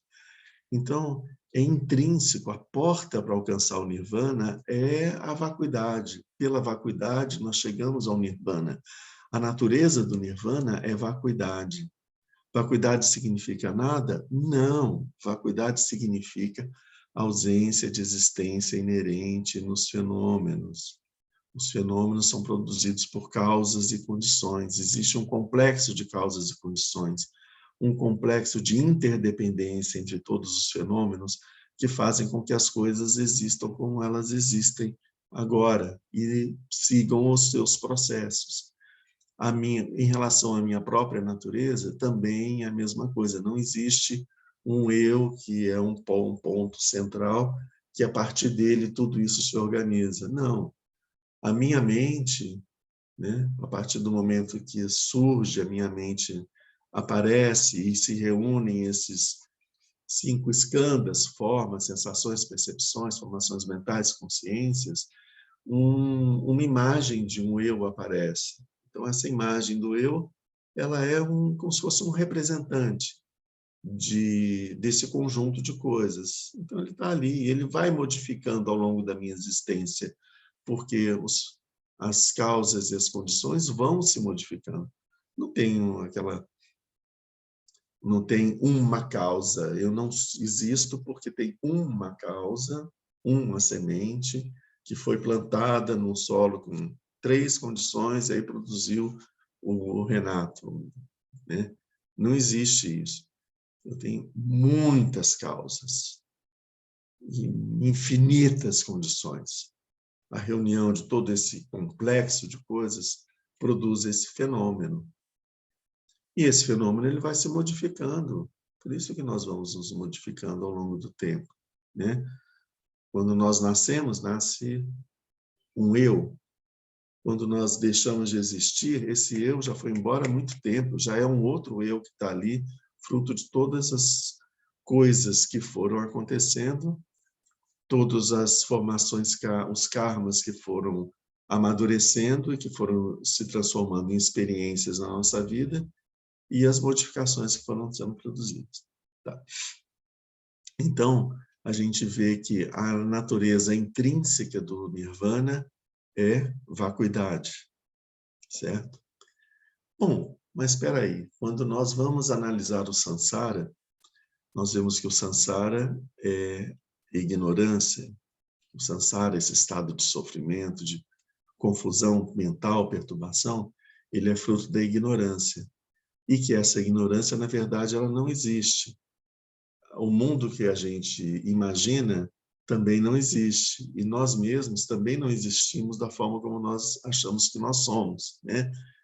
Então, que tudo isso é uma grande fantasia. Então, nós percebemos que a verdadeira natureza desse samsara, ela é vacuidade, né?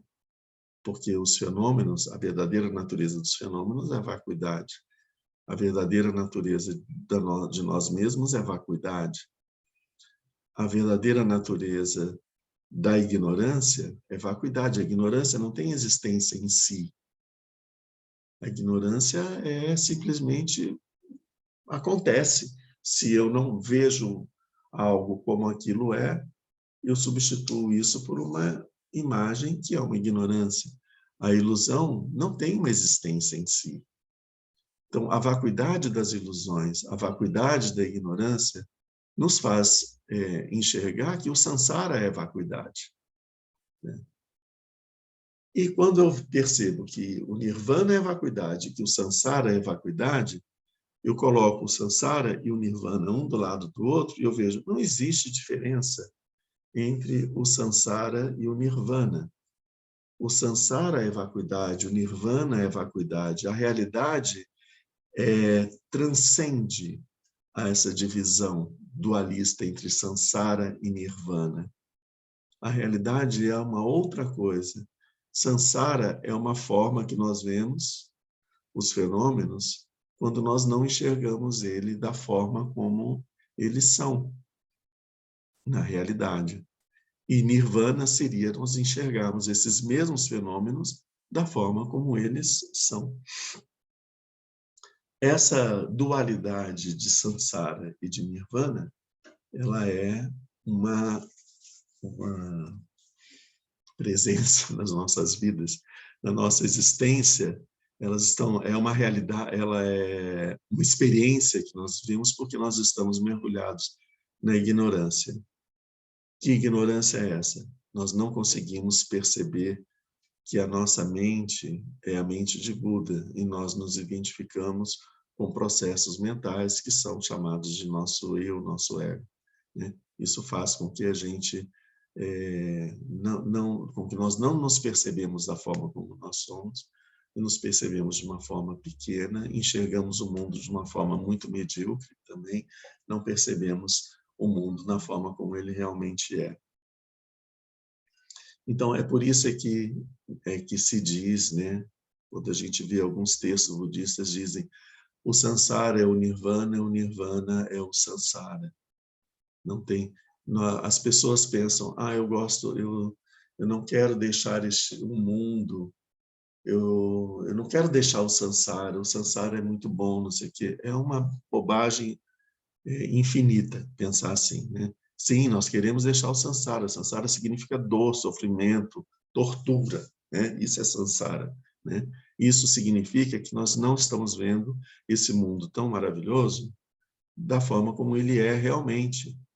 Então, nós vemos eles de uma forma truncada, equivocada, iludida, cheia de ignorância, e por isso nós experimentamos esse mundo com sofrimento. Algumas vezes existem pequenas alegrias, claro, a gente está na existência humana nós temos acumulado karmas negativos, karmas de sofrimento e karmas de felicidade. Então aparecem felicidades e aparecem sofrimentos.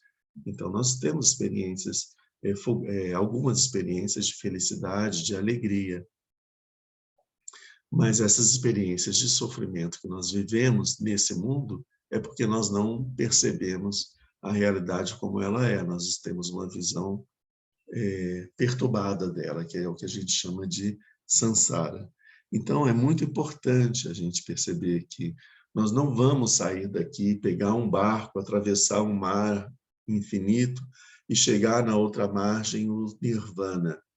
Aí lá do Nirvana a gente vai olhar para cá, para o planeta Terra, e vemos, os seres do planeta Terra estão vivendo no Sansara.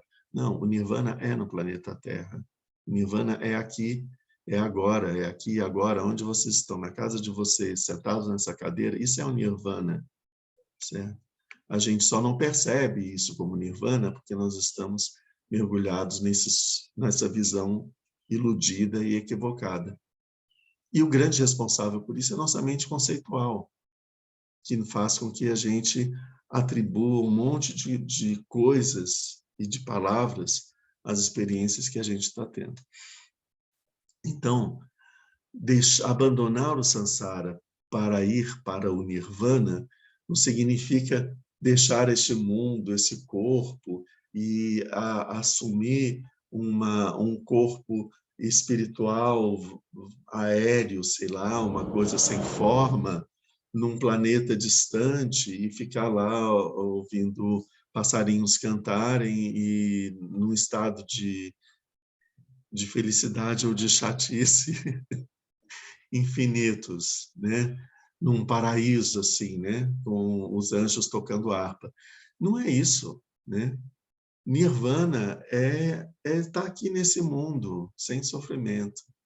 Isso que é Nirvana, né? Para nós aqui, nós estamos aqui nesse mundo, estar aqui nesse mundo sem nenhum sofrimento, porque a gente não tem ilusões e não tem ignorância. E no momento que a gente for para um outro planeta, a gente vai alegre para esse outro planeta, porque lá nesse outro planeta também vai ser nirvana. Qualquer lugar onde nós formos, no universo inteiro, será nirvana, né?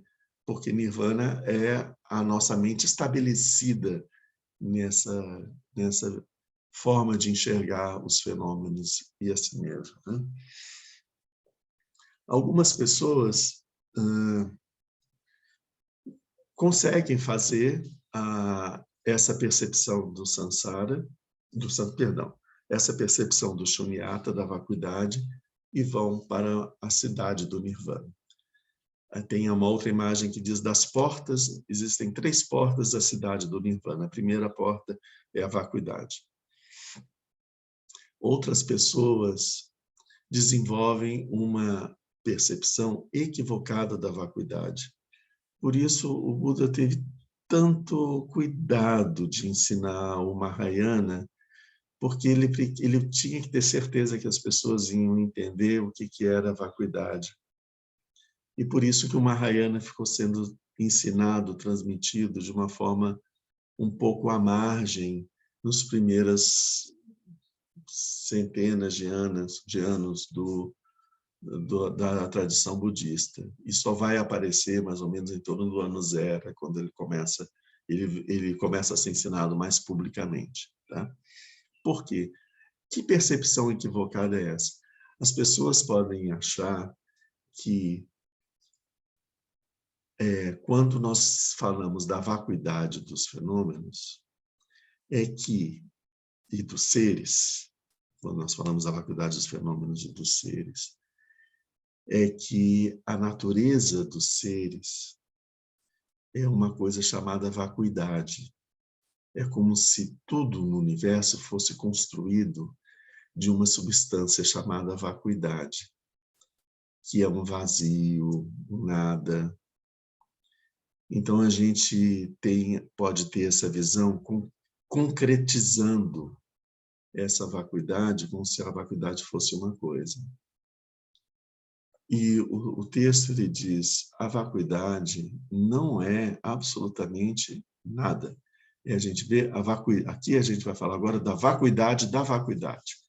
Então, o texto diz, a vacuidade, ela não tem existência, ela não existe, ela é um artifício da mente para a gente perceber, para a gente sair do equívoco de atribuir características para os fenômenos. Então, se constrói um fenômeno mental, que é perceber a vacuidade dos fenômenos, não quer dizer que os fenômenos sejam vazios por possuírem uma natureza de vácuo dentro deles. Os fenômenos são vazios das projeções da nossa mente. Essas projeções da nossa mente, a gente inunda os fenômenos com o jeito como a gente enxerga eles. Quando nós esvaziamos essas projeções, que são só processos mentais, tiramos isso dos fenômenos, os fenômenos eles passam a ser aquilo que eles são. E aquilo que eles são não é uma coisa chamada vacuidade. Então, quando a gente está falando da vacuidade, a gente está falando desse processo de esvaziar dos fenômenos todas as projeções que a gente faz em cima deles. E também de nós mesmos, tá? As projeções que a gente faz em cima de nós mesmos, das nossas autoimagens. Então, quando a gente equivocadamente acha que os fenômenos, as pessoas, e os eus, e etc., possuem uma natureza vazia em si só, a porta da vacuidade se fecha. E nós não chegamos no nirvana, porque nós atribuímos ao fenômeno uma característica, a característica de ser vazio. Vocês percebem que isso é mais uma palavrinha? Vacuidade e vazio são palavrinhas. Então, a nossa mente, ela tentando nos enganar, ela joga para cima da gente uma palavra: os fenômenos são vazios, os seres são vazios. E a gente fala: ah, então tá bom, então tudo, nada tem uma existência em si, a única coisa que existe é a vacuidade, como se a vacuidade fosse algo eterno, como o espaço é eterno. Mas a vacuidade não é o espaço.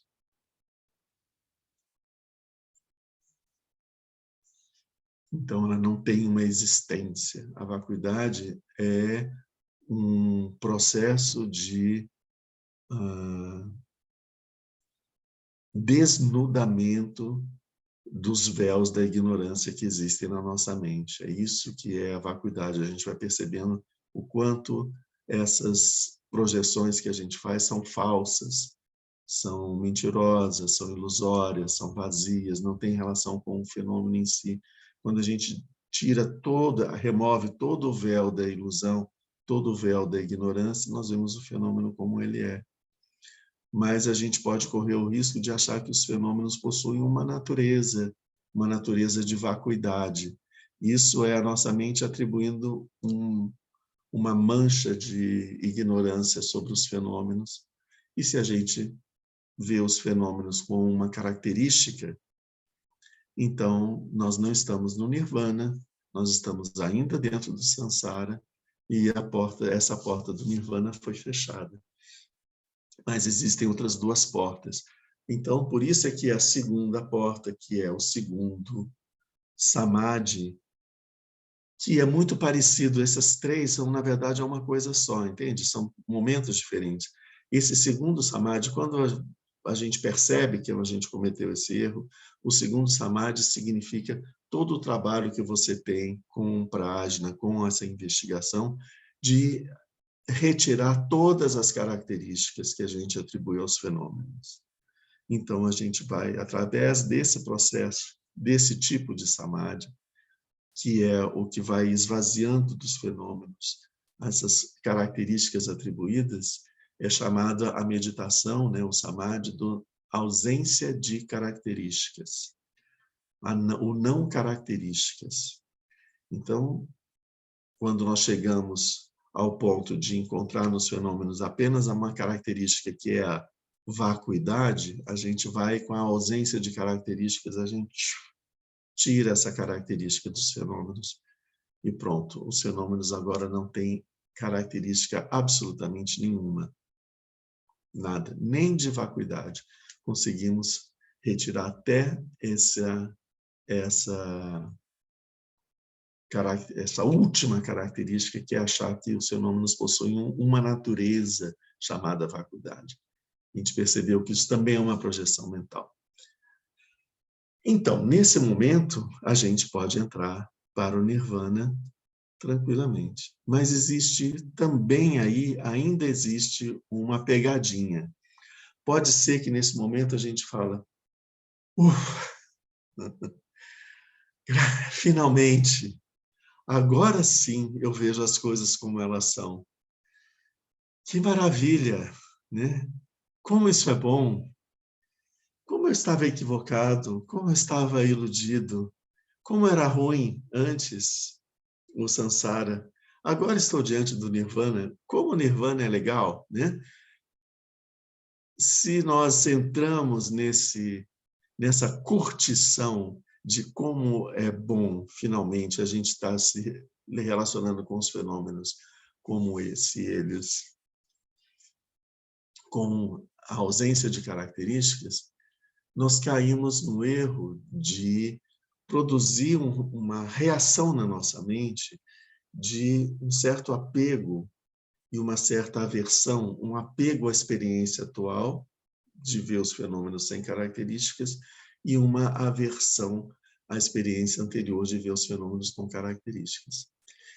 Olha a sutileza da coisa. Enquanto a nossa mente atribui características para os fenômenos, a gente classifica as coisas entre agradáveis e desagradáveis. Quando a gente despe todas essas características, o que a mente vai chamar de agradável e o que a mente vai chamar de desagradável? Não tem mais.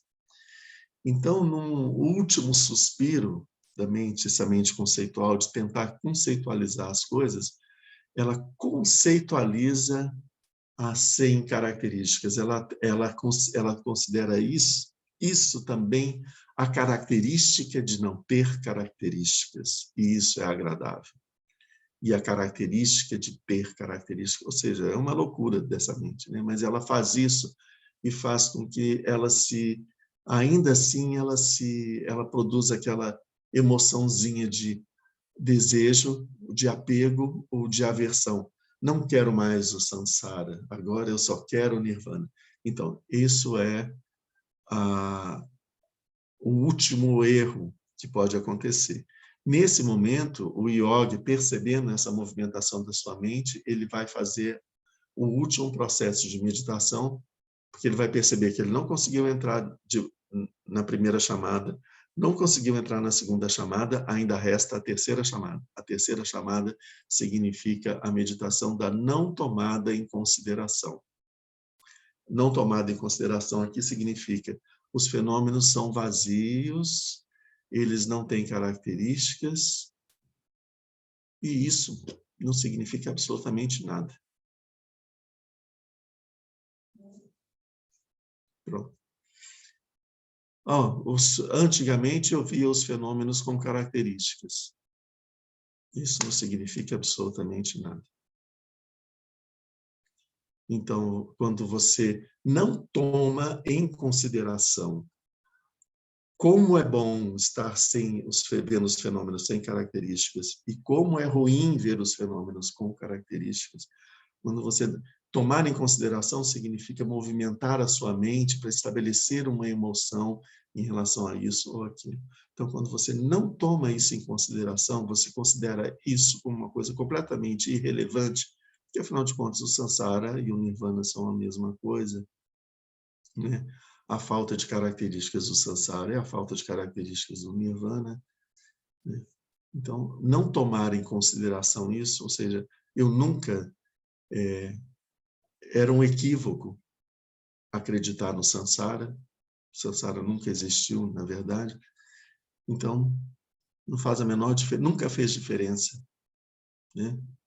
Então, essa não tomar em consideração é a saída para o yogi nesse momento onde ele está correndo o risco de ficar de fora do nirvana por conta desse apego, esse último apego. Ok? Então, isso é a visão do Mahayana sobre essas 3 portas. Isso é o significado dessas 3 portas. Como que a gente vai... São coisas que a gente está vendo assim, isso está no momento que eu vou entrar no Nirvana, então, projeto para um futuro distante, no momento que eu entrar no Nirvana, eu vou perceber isso, aquilo, aquilo outro. Tá, só para a gente fechar aqui com o seguinte, para a gente entender que essa divisão de 3 concentrações diferentes, ela é didática, só para mostrar o que está presente. São momentos diferentes de um mesmo processo de meditação, certo? São momentos diferentes que vão acontecer no momento mais final do processo, né?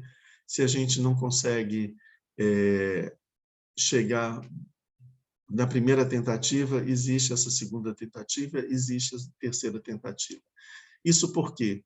Porque, como o Buda diz, algumas pessoas têm na sua mente uma quantidade de sede muito grande, de desejo, né? Outras pessoas têm uma quantidade de visões errôneas predominante sobre a sede, tem muitas visões errôneas.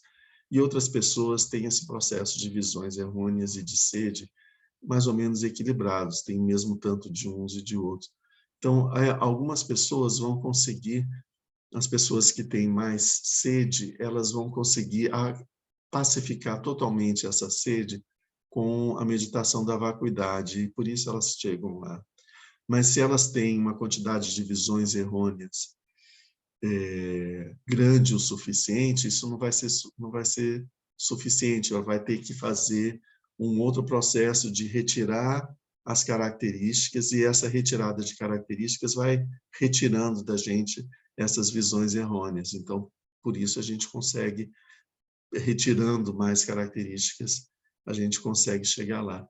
Se esse processo de retirada de características, se esse processo, essa quantidade de visões errôneas é muito grande, esse processo de retirada de características ele não é suficiente, vai ser preciso que a gente faça um outro passo, que é a não tomada em consideração. Então, aí, essas pessoas que têm muitas mais visões errôneas do que sede, elas vão entrar no nirvana com a não tomada em consideração. É isso. Por isso que isso é dividido dessa forma. E para a gente agora, né, o que a gente pode fazer no nosso agora, né, na nossa experiência agora, né? Aplicar isso na nossa experiência agora. A gente aplica isso meditando entrando no processo de meditação, observando o funcionamento da nossa mente, não desenvolvendo emoções em relação ao nosso processo de meditação, buscando pacificar essa meditação o máximo possível, a gente conseguir a estabilidade da mente. É a estabilidade da mente que vai nos permitir ver as coisas como elas são, né? Não adianta a gente querer ver as coisas como elas são com a nossa mente agitada. A gente só vai ver as nossas projeções. Então, a gente pacifica a mente com o chinê, com a meditação, utilizando a respiração. Pacificar a respiração pacifica a mente. Por outro lado, dentro da nossa própria mente conceitual, é importante a gente introduzir esses elementos de investigação, que é pensar, parece que as coisas não são do jeito como eu penso que elas são. As pessoas não são do jeito como eu penso que elas são. E os fenômenos também não. Então, eu não consigo saber como que as coisas são de verdade, mas eu sei que elas não são do jeito como eu penso que elas são. Então, só isso já começa a retirar a concretude com que a gente enxerga o mundo. Quando a gente coloca assim, a gente abre um espaço para uma possibilidade diferente. As pessoas são de um jeito diferente que eu ainda não sei como é, mas eu sei que esse jeito que eu penso que elas são, elas não são. Isso eu sei que não é. Como elas são, eu ainda não sei. Como que será que elas são, né? E tentar ver as pessoas. E à medida que a gente vai atribuindo características a elas, a gente vai pensando, essas características que eu estou atribuindo são processos da minha mente, não tem a ver com a pessoa. Eu interpreto a pessoa desse jeito. Eu acho que ela pensa assim porque ela faz assim, mas pode ser uma coisa diferente. Então, abrir essa possibilidade para que o outro seja, já é uma coisa, produz um efeito infinito dentro da nossa experiência, né? Abrir essa possibilidade para os fenômenos podem ser algo diferente daquilo que eu penso que eles são.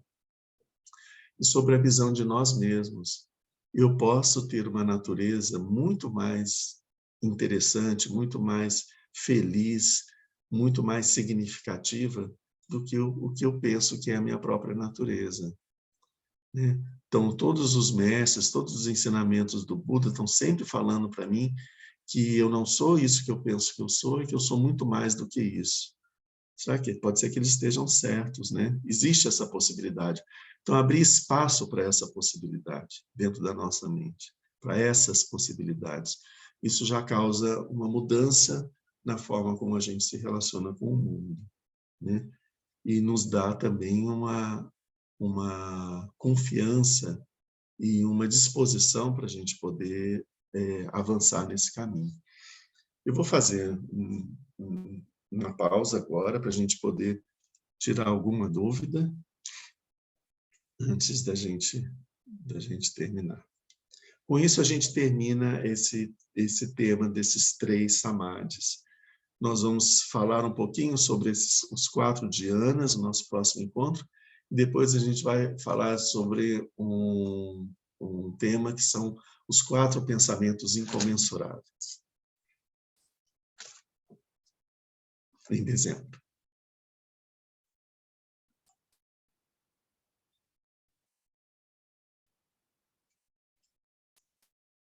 Todo mundo entendeu tudo, eu estou vendo, estou experimentando a vacuidade de perguntas.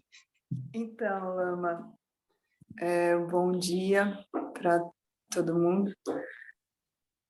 Sabrina, eu estou vendo que você Coisa. está querendo perguntar uma coisa já faz tempo, por Não, isso que eu parei e falei assim, não, deixa eu parar aqui para a Sabrina falar. Diz aí. eu não tenho nada para perguntar, não. Eu só tenho algo para compartilhar, assim. É muita coisa, né? É tanta coisa que eu vou...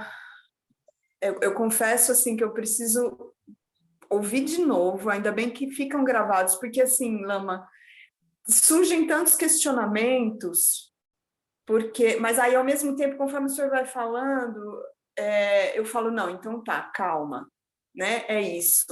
Porque parece que a gente está num lugar, assim, a minha sensação é que parece que às vezes eu estou num mundo, ou vou dar uma metáfora bem rude, eu estou num parque de diversões e não dá para brincar muito, entendeu? Assim, parece assim, uma criança posta num parque de diversões, mas que não pode brincar muito, porque é samsara, e assim, eu não sou uma das pessoas que afirmam que o samsara é bom, porque eu sei que ele não é, né? Mesmo, assim, essa compreensão eu tenho, assim, né? Porque eu percebo a vida nesse viés, né? Eu cada vez mais no meu cotidiano tenho buscado lidar com a realidade.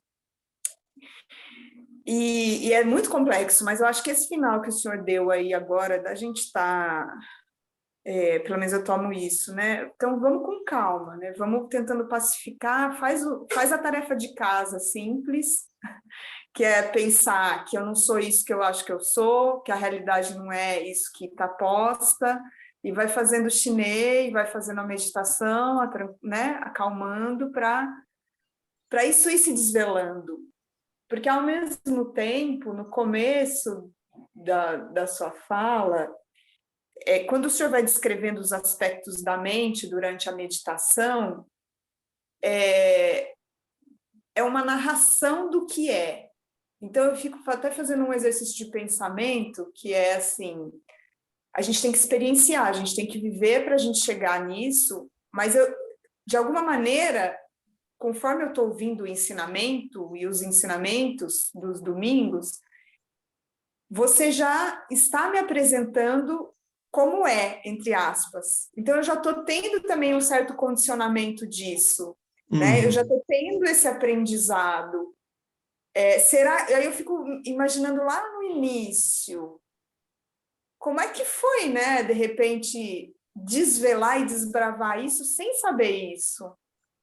Então, sempre houve um ensinamento, né? O Buda sempre recebeu um ensinamento, ou ele desvelou por ele. É claro que tem a história dele e tal, mas tem um mistério aí, né? Porque, de alguma maneira, o senhor está apontando para a gente, já está dando, olha, é assim que funciona. Tem já um certo, né? Tá. Então, minha mente também já, de algum modo, já vai se condicionando. E ainda bem, né? E ainda bem, é uma gratidão para poder receber esse caminho já trilhado por pessoas, mestres, né? Eu acho que, inclusive, pelo senhor, de alguma maneira, o senhor está em algum lugar, né? Para estar falando isso para a gente e tal. Mas, enfim, é muita coisa. Só queria compartilhar e desabafar. Essa é a coisa, né? Assim, o Buda, quando ele já veio, né, já veio ao mundo para dar ensinamento, o ensinamento do Buda anterior já tinha se esgotado. Então, ele veio para inaugurar uma nova fase de ensinamentos, né? Um novo ciclo de ensinamentos.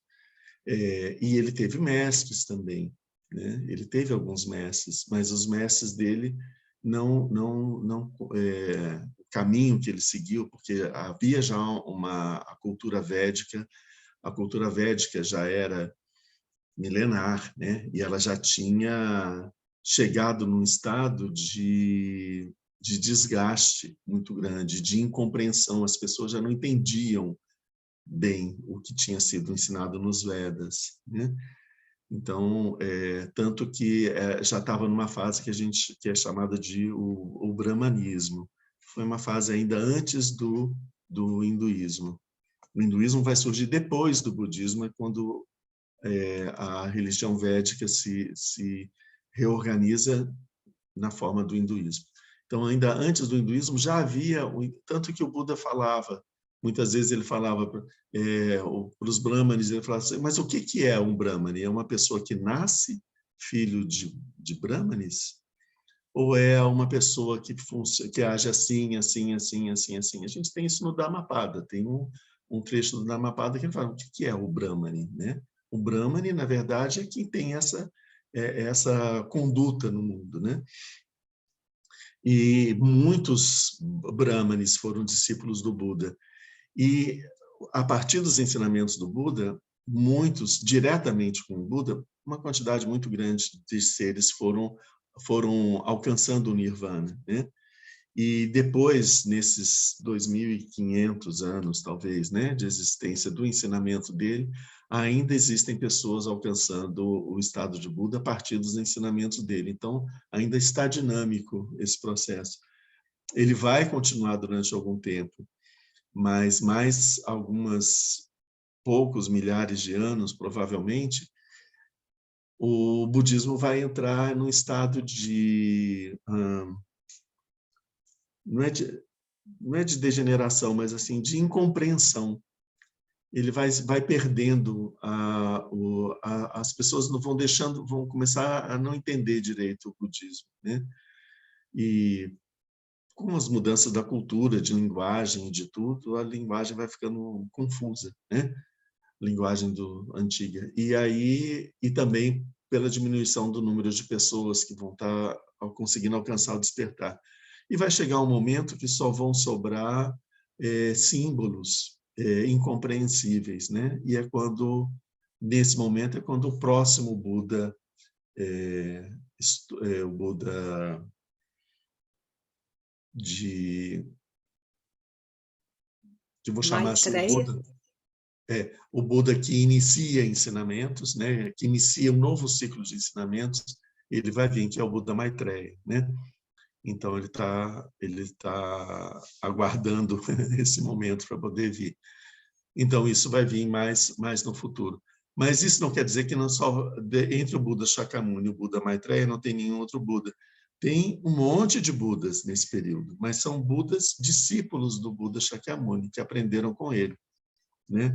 Quando o Buda Maitreya vier ao mundo, já não vai ter mais Budas, discípulos do Buda Shakyamuni, nascendo e alcançando o estado de Buda aqui. Então, ele vai trazer de novo os ensinamentos para poder, de novo, promover para que as pessoas possam aprender, né? Quando que isso começou? Acho que essa pergunta ela vem um pouco disso, né? Então, foi sempre assim, né? Você, como está falando, você está ensinando. O que eu estou ensinando são conceitos, eu estou falando com palavras, né? Mas é o dedo, né? Então, se a gente ficar preso no conceito, a gente só vai enxergar o dedo, mas tem que enxergar para onde o dedo está apontando. Então, todos esses conceitos, principalmente sobre a vacuidade, não tem como a gente transcrever em palavras a vacuidade, é impossível, né? Então, todos esses conceitos, eles apontam numa direção.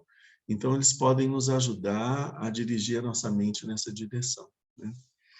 E fazendo uma meditação com a mente perturbada, tumultuada que seja e tudo, a gente acalmando o pensamento, da forma como a gente consegue fazer, né? É possível ter um vislumbre da vacuidade. É possível, sim, isso pode acontecer. num determinado momento, às vezes acontece e a gente nem percebe. Às vezes, na verdade, como ela é a nossa realidade, né? Isso, né? No texto zen budista, A Arte do Pastoreio do Touro, o touro é a mente de Buda, né? Então, ele diz que o pastorzinho ele vai procurar o touro na floresta. E ele não encontra, e, no entanto, os chifres do touro atingem o céu. Ou seja, é impossível não ver o touro, mas o pastorzinho não enxerga o touro. Então, é impossível para nós não vermos a mente de Buda, a vacuidade de todos os fenômenos. É impossível a gente não ver. Como não? Está na cara. Está na cara, mas está tão na cara que a gente não acredita que seja aqui. Então, mas não é uma experiência difícil de acontecer, ela está aqui. Só falta a gente enxergar. Enfim, acho que é isso.